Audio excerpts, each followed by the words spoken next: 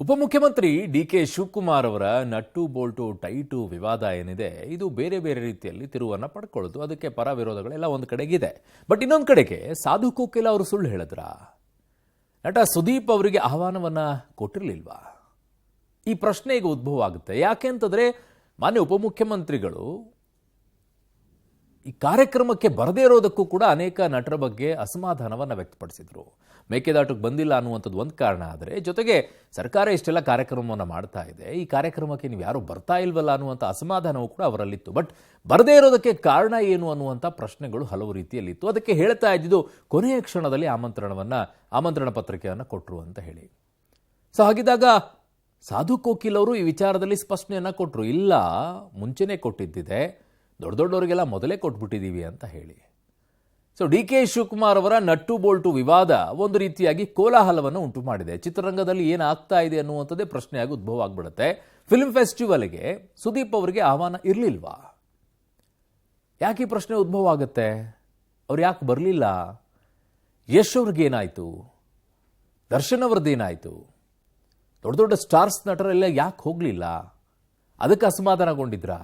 ನಟ ಸಾಧು ಕೋಕಿಲ ಅವರು ಸುಳ್ಳು ಹೇಳಿದ್ರ? ಹಾಗಿದ್ದಾಗ ಎಲ್ಲರಿಗೂ ಆಹ್ವಾನ ಕೊಟ್ಟಿದ್ದೀನಿ ಅನ್ನುವಂಥ ಮಾತನ್ನ ಸುದೀಪ್ ಅವರ ಆಪ್ತ ಚಂದ್ರಚೂಡ ಅವರು ಈ ಆರೋಪವನ್ನ ಮಾಡ್ತಾ ಇದ್ದಾರೆ. ಆಹ್ವಾನನೇ ಇರಲಿಲ್ಲ ಅಂತ.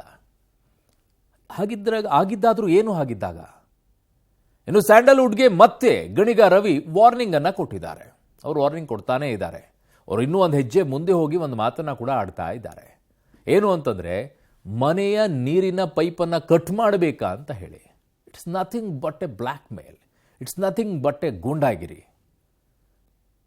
ಇನ್ನೇನದರ ಅರ್ಥ? ತಮಿಳುನಾಡು ನೋಡಿ ಕಲೀರಿ ಅಂತ MLA ಹೇಳ್ತಾ ಇದ್ದಾರೆ. ಹೇಳ್ಬೋದು, ನೀವು ಏನು ಬೇಕಾದರೂ ಹೇಳ್ಬೋದು. ಅವರನ್ನು ನೋಡಿ ಕಲಿಯುವಂಥದ್ದು ಏನಿದೆ ನಮಗೆ? ಭಾಷೆ ವಿಚಾರದಲ್ಲಿ ಕಲೀರಿ ಗಣಿಗ ರವಿ ಅವರೇ. ತಮಿಳು ಆಂಧ್ರದವ್ರ ಭಾಷೆ ವಿಚಾರ ಕಲೀರಿ, ನೋಡೋಣ. ತಮಿಳು ವಿಚಾರದಲ್ಲಿ ಎಲ್ಲ ಕಡೆನೂ ಅದೇ ಭಾಷೆಗಳಿದೆ, ಅದನ್ನು ಬಿಟ್ಟು ಬೇರೆ ಭಾಷೆ ಇರೋದಿಲ್ಲ ಅವ್ರ ಹತ್ರ. ಅದನ್ನು ನೋಡಿ ಕಲೀರಿ ನೀವು. ಯಶ್ ಸುದೀಪ್ ಬಂದರೆ ಭದ್ರತೆಯ ಸಮಸ್ಯೆ ಅನ್ನುವಂಥ ವಿಚಾರಗಳು ಅಲ್ಲಿಗೆ ಬರ್ತಾ ಇದೆ. ಭದ್ರತೆಯನ್ನು ಕೊಡಬೇಕಾದಂಥ ಕರ್ತವ್ಯ ನಿಮ್ಮದು, ಯಾರನ್ನೇ ಕರಿಬೇಕಾದರೂ. ಎಲ್ಲರಿಗೂ ನಾವು ಕರೆದಿದ್ದೀವಿ ಅಂತ ಮತ್ತೆ ಸಾಧು ಕೋಕಿಲ ಅವರು ಹೇಳ್ತಾ ಇದ್ದಾರೆ. ಹಾಗಿದ್ದಾಗ ಆಗಿರುವಂಥ ವ್ಯತ್ಯಾಸ ಏನಿಲ್ಲಿ? ಯಾಕೆ ಮಿಸ್ಅಂಡರ್ಸ್ಟ್ಯಾಂಡಿಂಗ್ಗಳ ರೀತಿಯಲ್ಲಿ ಕಾಣಿಸಿಕೊಳ್ತಾ ಇದೆ ಹೇಳಿಕೆಗಳು? ಡೀಟೇಲ್ ವರದಿ ಇಲ್ಲಿದೆ ನೋಡಿ. ಇದು ಅಂತಾರಾಷ್ಟ್ರೀಯ ಚಲನಚಿತ್ರೋತ್ಸವಕ್ಕೆ ಗೈರಾದ ಚಿತ್ರರಂಗದ ಗಣ್ಯರಿಗೆ ಮೊನ್ನೆ ಉಪಮುಖ್ಯಮಂತ್ರಿ ಡಿ.ಕೆ. ಶಿವಕುಮಾರ್ ಕೊಟ್ಟ ವಾರ್ನಿಂಗ್. ಚಿತ್ರರಂಗದ ಕಾರ್ಯಕ್ರಮಕ್ಕೆ ಬಾರದಿದ್ದವರಿಗೆ ಹೇಗೆ ನಟ್ಟು ಬೋಲ್ಟು ಟೈಟ್ ಮಾಡಬೇಕು ಅನ್ನೋದು ಗೊತ್ತಿದೆ ಅಂತ ಹೇಳಿದರು. ಡಿ.ಕೆ. ಹೇಳಿಕೆಗೆ ಪರ ವಿರೋಧ ವ್ಯಕ್ತವಾಗಿದೆ. ಸುದೀಪ್ಗೆ ಆಹ್ವಾನವೇ ಇರಲಿಲ್ವಾ? ಸಾಧು ಕೋಕಿಲ ಸುಳ್ಳು ಹೇಳಿದ್ರ?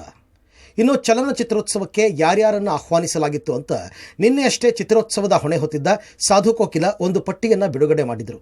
ಪಟ್ಟಿಯಲ್ಲಿ ನಟ ಯಶ್, ಸುದೀಪ್, ಶಿವಣ್ಣ, ದುನಿಯಾ ವಿಜಯ್ ಸಹಿತ ಸುಮಾರು 160ಕ್ಕೂ ಹೆಚ್ಚು ಗಣ್ಯರ ಪಟ್ಟಿಯನ್ನು ಬಹಿರಂಗಪಡಿಸಿದರು.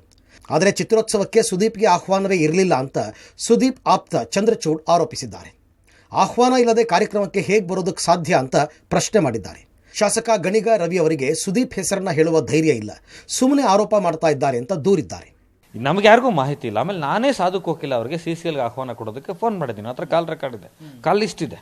ಸೊ ಸಾಧು ಕೋಕಿಲ ಅವ್ರು ಎತ್ತಿಲ್ಲ ಫೋನ್. ಬಹುಶಃ ನನ್ನ ನಂಬರ್ ಅವ್ರ ಹತ್ರ ಇರ್ಲಿಕ್ಕಿಲ್ಲ. ಮೆಸೇಜ್ ಮಾಡಿದ್ದೀನಿ, ಅವರು ಅದಕ್ಕೂ ಆನ್ಸರ್ ಮಾಡಿಲ್ಲ ಸಾಧು ಕೋಕಿಲ ಅವರು. ಸೊ ಅವ್ರೇನೋ ಬ್ಯುಸಿ ಇರ್ತಾರೆ ಅಂತ ನಾವು ಸುಮ್ಮನಾದ್ವಿ. ಆದರೆ ಇದು ಒಬ್ಬ ಕಿಚ್ಚ ಸುದೀಪ್ ಅವ್ರ ಸಮಸ್ಯೆ ಅಲ್ಲ. ಇದು ಅವರ ಹೆಸರಲ್ಲಿ ಯಶ್ ಇದ್ದಾರೆ, ಧ್ರುವ ಸರ್ಜಾ ಅವರಿದ್ದಾರೆ, ತುಂಬ ಜನ ದೊಡ್ಡ ದೊಡ್ಡ ಕಲಾವಿದರಿದ್ದಾರೆ, ನಿರ್ದೇಶಕರಿದ್ದಾರೆ, ತಂತ್ರಜ್ಞರಿದ್ದಾರೆ.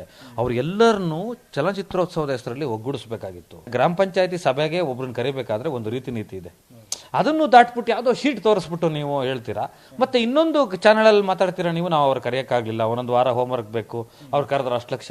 ನಾನು ಕೇಳ್ತಾ ಇರೋದು, ಕಿಚ್ಚ ಸುದೀಪ್ ಅವರಿರಲಿ, ಯಶ್ ಅವರಿರಲಿ, ಶಿವಣ್ಣ ಇರಲಿ, ಧ್ರುವ ಸರ್ಜಾ ಇರಲಿ, ಉಪೇಂದ್ರ ಸರ್ ಇರಲಿ, ಇವರೆಲ್ಲ ಬರಕ್ಕೆ 40 ಲಕ್ಷ ಖರ್ಚಾಗುತ್ತೆ.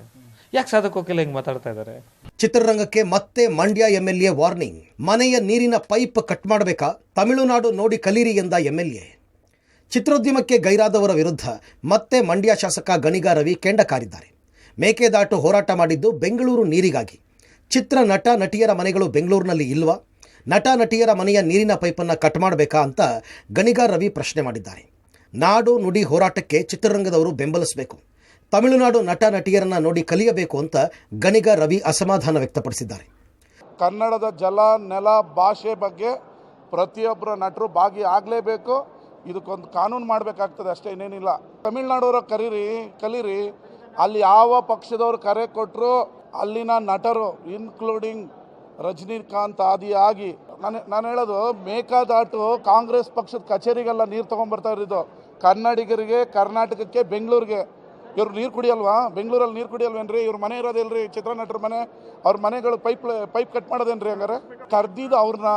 ಅದನ್ನೇ ಹೇಳ್ತಾ ಇರೋದು, ಭಾಗವಹಿಸಬೇಕು. ಕನ್ನಡ ಕರ್ನಾಟಕ ಅಂದರೆ ಭಾಗವಹಿಸಬೇಕು.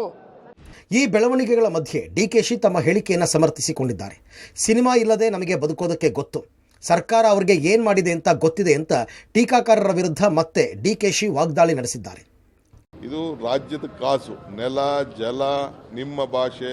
ಈಗ ಇಂಟರ್ನ್ಯಾಷನಲ್ ಫಿಲ್ಮ್ ಫೆಸ್ಟಿವಲ್ ನಾವು ಮಾಡಿದೀವ, ಅವರ ಚಿತ್ರ ಬೆಳೀಲಿ ಅಂತ. ಅದಕ್ಕೆ ಅವ್ರು ಬಂದ್ಬಿಟ್ಟು ಅವ್ರ ಪ್ರಚಾರನ ಅವ್ರು ಮಾಡ್ಕೊಳ್ಳೆ, ನಾವು ಬೆಳಗ್ಗೆ ಸಾಯಂಕಾಲ ನಾವು ಪ್ರಚಾರ ಮಾಡೋಕ್ಕಾಗ್ತದ? ಅವ್ರ ಕಾರ್ಯಕ್ರಮ. ನಾನು ಗೊತ್ತು, ನನಗೆ ಟೀಕೆ ಮಾಡ್ತಾರೆ. ಟೀಕೆ ಮಾಡಿದ್ರೆ ಎಚ್ಚರಿಕೆ ಮಾಡಬೇಕಲ್ಲ. ನಂಗೇನು ಟೀಕೆ ಮಾಡಿದ್ರೆ ನಂಗೇನು ಬೇಜಾರೇನಿಲ್ಲ. ಇಲ್ಲ, ನಾವು ತಪ್ಪು ಮಾಡಿದ್ರೆ ನಾವು ಕರೆಕ್ಟ್ ಮಾಡ್ಕೊಂಡ, ಅವ್ರು ತಪ್ಪು ಮಾಡಿದ್ರೆ ಅವ್ರು ಕರೆಕ್ಟ್. ಅವ್ರದ್ದು ಇದು. ನಾವು ಫಿಲಮ್ ಇಲ್ಲದೆ ನಾವು ಬದುಕಕ್ಕೆ ನಮ್ಮ ಕೈಯಲ್ಲಿ ಶಕ್ತಿ ಇದೆ. ಬಟ್ ಅವ್ರಿಗೆ ಸರ್ಕಾರ ಅವ್ರು ಪ್ರಮೋಟ್ ಮಾಡ್ಕೋಬೇಕಾದ್ರೆ ಸರ್ಕಾರನೂ ಬೇಕು, ಜನ ಬೇಕು ಅವ್ರಿಗೆ. ಯಶ್ ಸುದೀಪ್ ಬಂದರೆ ಭದ್ರತೆ ಸಮಸ್ಯೆ, ಎಲ್ಲರಿಗೂ ನಾವು ಕರೆದಿದ್ದೇವೆ ಎಂದ ಸಾಧು. ಈ ಮಧ್ಯೆ ನಾವು ಎಲ್ಲರಿಗೂ ಕಾರ್ಯಕ್ರಮಕ್ಕೆ ಕರೆದಿದ್ದೇವೆ, ಕೆಲವರ ಹೆಸರು ಮಿಸ್ ಆಗಿರಬಹುದು ಅಂತ ಸಾಧು ಕೋಕಿಲ ಮತ್ತೊಮ್ಮೆ ಸ್ಪಷ್ಟನೆ ಕೊಟ್ಟಿದ್ದಾರೆ. ಯಶ್ ಸುದೀಪ್ ಅಂಥವರು ಬಂದರೆ ಪ್ರೋಟೋಕಾಲ್ ಸಮಸ್ಯೆ ಆಗಬಹುದು, ಸುಮ್ಮನೆ ವಿವಾದ ಮಾಡೋದರಲ್ಲಿ ಅರ್ಥ ಇಲ್ಲ ಅಂತ ಹೇಳಿದ್ದಾರೆ. ಜನರಲ್ ಆಗಿ ಎಲ್ರಿಗೂ ಕಲಿಸಿರ್ತೀವಿ. ಈಗ ದೊಡ್ಡ ಕಲಾವಿದರು ಬಂದಾಗ ಪ್ರೋಟೋಕಾಲ್ ಪ್ರಾಬ್ಲಮ್ ಆಗುತ್ತೆ. ಈಗ ಸುದೀಪ್ ಸರೇ ಬಂದರು, ದರ್ಶನ್ ಸರೇ ಬಂದರು, ಅಲ್ವಾ ಯಶ್ ಅವರೇ ಬಂದರು ಅಂದ್ಕೊಳ್ಳಿ, ಅವ್ರನ್ನೆಲ್ಲ ಹೆಂಗೆ ಮೇಂಟೈನ್ ಮಾಡಬೇಕಲ್ಲ. ಅಲ್ಲಿ ಅದು ವಿಧಾನಸೌಧ ಮುಂದೆ ಇರೋದು ಪ್ರೋಟೋಕಾಲ್. CM ಅವ್ರು ಬರೋ ತನಕ ಆ್ಯಕ್ಚುಲಿ ಯಾರನ್ನೂ ಸರಿಯಾಗಿ ಒಳಗೆ ಬರೋದಕ್ಕೆ ಕಷ್ಟ ಆಗ್ಬೋದು ಕೂಡ. DK ಶಿವಕುಮಾರ್ ಸಾರು ಇಂಥವರೇ ಬಂದಿಲ್ಲ ಅಂತ ಎಲ್ಲೂ ಹೇಳಿಲ್ಲ. ಅಲ್ಲಿ ಕೋರ್ ಕಮ್ಮಿ ಆಗಿದೆ, ಸಿನಿಮಾ ಪೀಪಲ್ ಕಮ್ಮಿ ಇದ್ದಾರೆ, ಎಲ್ಲರೂ ಬರಬೇಕಿತ್ತಲ್ವಾ ಅಂತ ಹೇಳಿದ್ದಾರೆ ಅಲ್ವಾ, ಅಷ್ಟೇ ವಿಷಯ. ಒಟ್ಟಿನಲ್ಲಿ ನಟ್ಟು ಬೋಲ್ಟು ವಿವಾದ ಸದ್ಯಕ್ಕೆ ತಣ್ಣಗಾಗೋ ಲಕ್ಷಣ ಕಾಣ್ತಾ ಇಲ್ಲ. DK ಆಡಿದ ಮಾತು ಎಷ್ಟು ಸರಿ ಅನ್ನೋ ಪ್ರಶ್ನೆ ಮತ್ತೆ ಎದ್ದಿದೆ. Bureau report, public TV. ಮೊನ್ನೆ ಒಂದು ರೀತಿಯಾಗಿ ಹೇಳಿದ್ರು, ಇವತ್ತು ಒಂದು ರೀತಿಯಾಗಿ ಹೇಳಿದ್ರು. ಹಾಗಿದ್ದಾಗ ನಿಜವಾಗಿಯೂ ಕೂಡ ಆಗಿದ್ದೇನು? ಕರ್ದೇ ಇಲ್ವಾ? ಈ ನಿಟ್ಟಿನಲ್ಲಿ ಸುದೀಪ್ ಅವರ ಆಪ್ತರಾದಂತಹ ಚಕ್ರವರ್ತಿ ಚಂದ್ರಚೂಡ ಕಿಡಿಕಾರಿದ್ದಾರೆ ಸಾಧು ಕೋಕಿಲ ವಿರುದ್ಧ. ಫಿಲ್ಮ್ ಫೆಸ್ಟ್ಗೆ ಆಹ್ವಾನ ಬಂದಿಲ್ಲ, ಸಾಧು ಅವರು ದ್ವಂದ್ವ ಹೇಳಿಕೆಯನ್ನ ಕೊಡ್ತಿದ್ದಾರೆ. ಸಾಧು ಬಂದಿದ್ರೆ ಸುದೀಪ್ ಮನೆ ಬಾಗಿಲು ತೆಗಿತಾ ಇರಲಿಲ್ವಾ? ಸ್ಟಾರ್ಸ್ ಕರೆಸಿದ್ರೆ 40 ಲಕ್ಷ ಖರ್ಚಾಗುತ್ತೆ ಅಂತಾರೆ. ಲೆಡ್ಜರ್ ಬುಕ್ ತೋರಿಸಿ ಕರೆದಿದ್ದೀವಿ ಅಂದ್ರೆ ಹೇಗ್ರಿ? DK ಶಿವಕುಮಾರ್, ರವಿಗಾಣಿಗ ಅವರಿಗೆ ತಪ್ಪು ಮಾಹಿತಿ ಹೋಗಿದೆ. ಯಶ್, ಧ್ರುವ ಸರ್ಜಾ, ಉಪೇಂದ್ರ ಬಗ್ಗೆ ತಪ್ಪು ಮಾಹಿತಿ ಹೋಗಿದೆ. ಪಬ್ಲಿಕ್ ಟಿವಿಗೆ ಸುದೀಪ್ ಅವರ ಆಪ್ತ ಚಕ್ರವರ್ತಿ ಚಂದ್ರಚೂಡ ಕಿಡಿಕಾರಿದ್ದಾರೆ. ಏನ್ ಮಾತನಾಡಿದ್ದಾರೆ ಕೇಳಿಸ್ಕೊಳ್ಳಿ. ಕೆಲಸ ಮಾಡ್ತಿರ್ತಾರೆ ಸಿನಿಮಾದಲ್ಲಿ ಮತ್ತು ಅಕಾಡೆಮಿಯಲ್ಲಿ. ಈಗ ಸ್ವಲ್ಪ ಅರ್ಧ ರಾಜಕಾರಣಿ ಬೇರೆ ಆಗಿದ್ದಾರೆ. ಯಾಕವರು ಈ ತಪ್ಪು ಮಾಹಿತಿ ಸಾಧು ಕೋಕಿಲ ಅವರು ಕೊಡ್ತಾ ಇರುವ ಒಂದು ತಪ್ಪು ಮಾಹಿತಿ, ಅಥವಾ ಅವ್ರಿಗೊಂದು ಸಂಘಟನೆಯ ಚತುರತೆ ಬರದಲ್ಲೇ ಇರೋದ್ರಿಂದ ಇಡೀ ಚಿತ್ರರಂಗಕ್ಕೆ ಒಂದು ಕಪ್ಪು ಮಾಹಿತಿ ಆಗೋ ಥರ ಆಗಿದೆ. ನಾಟ್ ಓನ್ಲಿ ವಿತ್ ಬಾದ್ಶಾ, ಯಶ್ ಅವ್ರು ಇರ್ಬೋದು, ರಾಕಿಂಗ್ ಸ್ಟಾರ್ ಯಶ್ ಇರ್ಬೋದು, ರಿಯಲ್ ಸ್ಟಾರ್ ಉಪೇಂದ್ರ ಇರ್ಬೋದು, ಶಿವಣ್ಣ ಅವ್ರು ಇರ್ಬೋದು, ಎಲ್ಲರ ಬಗ್ಗೆನೂ ತಪ್ಪು ಮಾಹಿತಿ ಹೋಗ್ತಾ ಇದೆ. ಧ್ರುವ ಸರ್ಜಾ ಅವ್ರ ಬಗ್ಗೆ, ಎಲ್ಲ ಸ್ಟಾರ್ಸ್ಗಳ ಬಗ್ಗೆನೂ ತಪ್ಪು ಮಾಹಿತಿ ಹೋಗ್ತಾ ಇದೆ. ಚಿತ್ರರಂಗದಲ್ಲಿ ಒಂದು ಪದ್ಧತಿ ಇದೆ, ನೀವು ಸ್ಟಾರ್ಗಳ ಮಾತು ಬಿಡಿ, ಡೈರೆಕ್ಟರ್ ನನಗೆ ಕರೆದಿದ್ದಾರಾ? ನಮಗೊಂದು ಡೈರೆಕ್ಟರ್ ಸಂಘಟನೆಗೆ 2 ಸೈಡ್ ಸಂಘಟನೆ ನಾನು ಸದಸ್ಯ ಇದ್ದೀನಿ, ಒಂದು ಪಾಸ್ ಕೊಟ್ಟಿದ್ದಾರಾ? ಇದು ಈ ವರ್ಷ ಅಂತಲ್ಲ ಇವರೇ, ಪ್ರತಿ ವರ್ಷ ಚಿತ್ರರಂಗದಿಂದ ಕಾರ್ಯಕ್ರಮ ಆಗುವಾಗ, ಚಲನಚಿತ್ರೋತ್ಸವಗಳು ನಡೆಯುವಾಗ ಈ ಥರದ ಅಧ್ವಾನಗಳು ನಡೀತಾ ಇರುತ್ತೆ ಯಾವಾಗಲೂ. ಓಕೆ, ಈಗ ಸಾಧು ಕೋಕಿಲ ಅವರು ಹೇಳಿದ್ರು ಅಂದರೆ ಒಂದು ಪ್ರೋಟೋಕಾಲ್ ಪ್ರಕಾರ ಸೆಲೆಬ್ರಿಟಿಗಳು ಬಂದರೆ ಅವ್ರನ್ನ ಅಲ್ಲಿ ಕೂರ್ಸೋಕ್ಕಾಗಲಿ, ಅವ್ರ ಜೊತೆಗೆ ಬಂದಂಥವ್ರಿಗೆ ಎಲ್ಲರಿಗೆ ಆಸನದ ವ್ಯವಸ್ಥೆ ಮಾಡಬೇಕಾಗುತ್ತೆ. ಆ ಥರದ ಒಂದು ಸೆಕ್ಯೂರಿಟಿ ಪ್ರಾಬ್ಲಮನ್ನು ಹೇಳಿದ್ರು. ಆ ಒಂದು ವಿಷಯವನ್ನು DKಶಿ ಅವರಿಗೆ ಅವರು ಗಮನಕ್ಕೆ ತಂದಿರಲಿಲ್ವೋ ಏನೋ? ಯಾಕಂದರೆ ಅವರು ಆಕ್ರೋಶವಾಗಿ ಮಾತಾಡ್ತಾರೆ. ಯಾಕಂದರೆ ನಟ್ಟು ಬೋಲ್ಟು ಸರಿ ಮಾಡಬೇಕು, ಒಂದಿಷ್ಟು ಪರ್ಮಿಷನ್ ಅಂತ ಬಂದಾಗ ನಾವು ಪರ್ಮಿಷನ್ ಕೊಡದೇ ಇದ್ದರೆ ಅವ್ರು ಏನು ಶೂಟಿಂಗ್ ಮಾಡ್ತಾರೆ ಅನ್ನೋ ಒಂದಿಷ್ಟು ಮಾತುಗಳನ್ನು ಹೇಳ್ತಾರೆ. ಸೊ ಇವೆಲ್ಲ ಮಾಹಿತಿ ಅವ್ರ ಗಮನಕ್ಕೆ ಇರಲಿಲ್ವೋ ಹೇಗೆ ಅಂತ? ಅಲ್ಲ, ನನ್ನ ತಿಳುವಳಿಕೆ ಪ್ರಕಾರ ಈಗ ನನಗೆ ಮಂಡ್ಯ ಶಾಸಕರು ಗಣಿಗ ರವಿ ಅವರು, ನನ್ನ ಗೆಳೆಯರವರು, ಅವರು ಮಾತಾಡಿದ್ರು.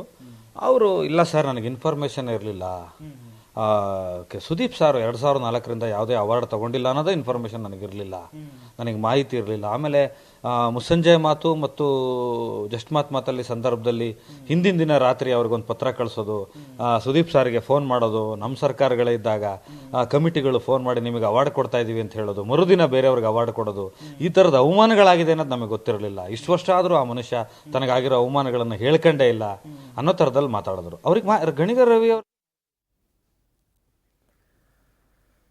ಸೊ ಈ ವಿಚಾರದಲ್ಲಿ ಈಗ ಒಂದಿಷ್ಟು ಅಸಮಾಧಾನಗಳಂತೂ ಇದ್ದೇ ಇದೆ. ಅದು ಹೇಗಾಗುತ್ತೋ ಏನಾಗುತ್ತೋ ಗೊತ್ತಿಲ್ಲ. ನಟ್ಟು ಬೋಲ್ಟು ಫೈಟ್ ಈಗ ಯಾರ್ಯಾರ ನಡುವೆ ತಂದು ನಿಲ್ಲಿಸುತ್ತೋ ಗೊತ್ತಿಲ್ಲ. ಬಟ್ ಈಗ ಹೆಂಗಾಯಿತು ಅಂತಂದರೆ ಡಿ ಕೆ ಶಿವಕುಮಾರ್ ಎಲ್ಲವನ್ನ ಮೈ ಮೇಲೆ ಎಳ್ಕೊಂಡಂಗಿದೆ. ಈಗ ಅವರೊಬ್ಬರೇ ಅವರು ಒಂದು ಸ್ಥಾನದಲ್ಲಿ ನಿಂತಿದ್ದಾರೆ, ಇನ್ನೊಂದು ಸ್ಥಾನದಲ್ಲಿ ಈಗ ಎಲ್ಲ ಚಿತ್ರರಂಗದ ನಾಯಕರು ನಿಂತ್ಕೊಂಡು ಕಾಣಿಸ್ತಾ ಇದೆ. ಈ ಫೈಟು, ಈ ಸಂಘರ್ಷ ಸರ್ಕಾರ ವರ್ಸಸ್ ಚಿತ್ರರಂಗ ಆಗುತ್ತಾ ನೋಡಬೇಕು. ಇನ್ನು ಡಿ ಕೆ ಶಿವರ ನಟ್ಟು ಬೋಲ್ಟು ಟೈಟ್ ವಿವಾದ ಏನಿದೆ, ಡಿ ಕೆ ಶಿವಕುಮಾರ್ಗೆ ಪರೋಕ್ಷವಾಗಿ ನಟಿ ಸಂಸದೆ ಕಂಗನಾ ಟಾಂಗ್ ಕೊಟ್ಟಿದ್ದಾರೆ. ಏನ್ ಹೇಳಿದ್ದಾರೆ ಕಂಗನಾ ರಣಾವತ್? ಕಲಾವಿದರ ರಕ್ಷಣೆಗೆ ದೇವರಿದ್ದಾನೆ, ಟೀಕೆ ಮಾಡುವವರಿಗೆ, ಅವಹೇಳನ ಮಾಡಿದವರಿಗೆ ಸದ್ಬುದ್ಧಿಯನ್ನ ಕೊಡ್ಲಿ. ಗುಲಾಮರ ದಿನಗಳು ಮುಗಿದು ಹೋಗಿವೆ. ಕಟೀಲು ದುರ್ಗಾ ಪರಮೇಶ್ವರಿ ದರ್ಶನ ಬಳಿಕ ಕಂಗನಾ ರಣಾವತ್ ಈ ಹೇಳಿಕೆಯನ್ನ ಕೊಟ್ಟಿದ್ದಾರೆ. ಸೊ ಪರೋಕ್ಷವಾಗಿ ಈ ರೀತಿಯಾಗಿ ಹೇಳಿದ್ರ ಕೇಳಿಸ್ಕೊಳ್ಳಿ. देखिए, कलाकार जो हैं, कलाकारों का जो हमारे शास्त्रों में आप देख लीजिए, चाहे वो इंद्र हों या चाहे अर्जुन हों, उन्होंने भी कला की विद्या ली थी. तो कलाकारों के साथ हमेशा ईश्वर होते हैं. कलाकारों की जो है वो देवी सरस्वती होती हैं, देवी होती हैं. तो ऐसा नहीं है कि आप कोई किसी का स्क्रू अगर ढीला और टाइट करने के चक्कर में होगा, तो आपको पता है कि उनकी रक्षा के लिए भी विष्णु का भी जन्म होता है. तो कोई ना कोई हमें बचाएंगे, ऐसा नहीं है. ಸೊ ಯಾವ್ಯಾವ ಸಂದರ್ಭದಲ್ಲಿ ಯಾರ್ಯಾರು ಯಾವ್ಯಾವ ಅವತಾರವನ್ನು ತಾಳ್ತಾರೆ ಅಂತ ಗೊತ್ತಿಲ್ಲ. ಬಟ್ ಅವ್ರು ಹೇಳ್ತಾ ಇರುವಂಥದ್ದು ರಕ್ಷಣೆಗೋಸ್ಕರ ಕೆಲವರು ದೇವ್ರ ಜೊತೆಗೆ ನಿಂತ್ಕೊಳ್ತಾರೆ ಅಂದರೆ ಅದು ನಂಬಿಕೆಗಳ ಮೇಲೆ ಹೋಗುತ್ತೆ. ಇಲ್ಲಿ ಯಾವ ರಕ್ಷಣೆಗೂ ಕೂಡ ಯಾರು ನಿಂತ್ಕೊಳ್ತಾರೋ ಗೊತ್ತಿಲ್ಲ. ನಮ್ಮ ರಕ್ಷಣೆಯನ್ನು ನಾವೇ ಮಾಡ್ಕೊಳ್ಬೇಕು, ಇಲ್ಲದೇ ಇದ್ರೆ ತುಳಿದಾಕ್ಬಿಡ್ತಾರೆ ಅಷ್ಟೇ.